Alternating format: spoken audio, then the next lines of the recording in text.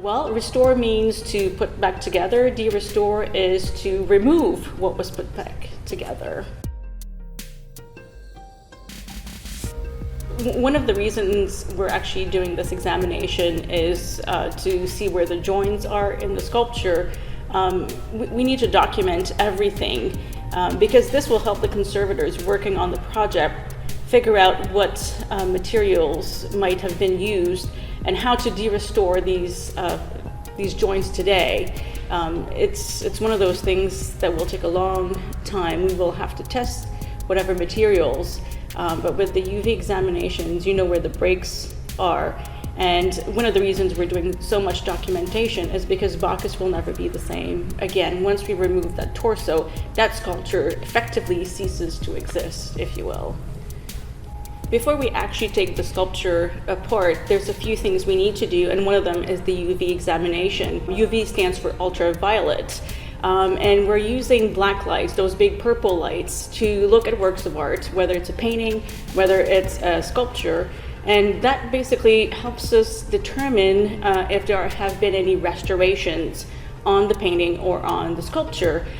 These newer restorations will fluoresce a different color. They're usually much darker purple than just the white marble, for example, with purple light shining on it. It will tell us if there's any varnishes, that sort of thing, and just the color of it tells us something has been happening to the sculpture over the years, and the darker ones are generally the most recent ones. Basically, we're sort of confirming what we're seeing, but we might also have some surprises. You never know. The torso is indeed the most interesting part in the sculpture because it's actually quite rare of this type. And when we say this type, we mean the position that he's in, with his left hand perhaps at his side, the right hand above. You see that motion, that movement in the muscles in the torso. So we know what the type is. There's only actually 5 in the whole world dated to the Roman imperial period. The only one in the US is actually here in Raleigh. And because the statue has been partially de-restored, what we're trying to do now is pull that antiquity out of this composite sculpture so that it can shine as the treasure that it is. The torso that we have, before it actually goes on view, will need to be cleaned up a little bit. He's shiny in different places and not everywhere, so we need to sort of even that out as much as possible so that when he is displayed in the galleries, in the classical galleries, I should say, for the very first time, he's been exhibited in the museum, but never in his ancient context with other marble sculptures. Well, he needs to look his best. With Bacchus, in the 60s, there was this idea of deconstructing the sculpture to liberate the different antiquities. In those days, a lot of sculptures were put together from different ancient fragments and contemporary fragments of that time. So in the 80s, the head was removed to figure out if indeed it was from a different antiquity, and with marble sampling, we figured that out.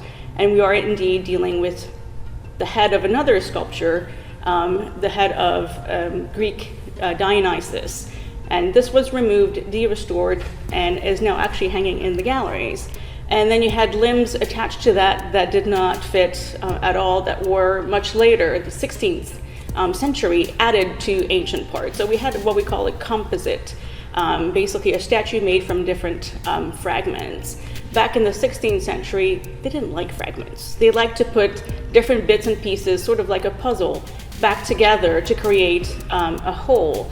Nowadays, we actually admire fragments for what they are, but Bacchus will go back in storage for a little while until we have the money to do the conservation project, and this will very likely start with a full 3D scan of Bacchus as he stands right now, sort of the last witness to Bacchus in its current form before we take it apart and display the antiquity separately.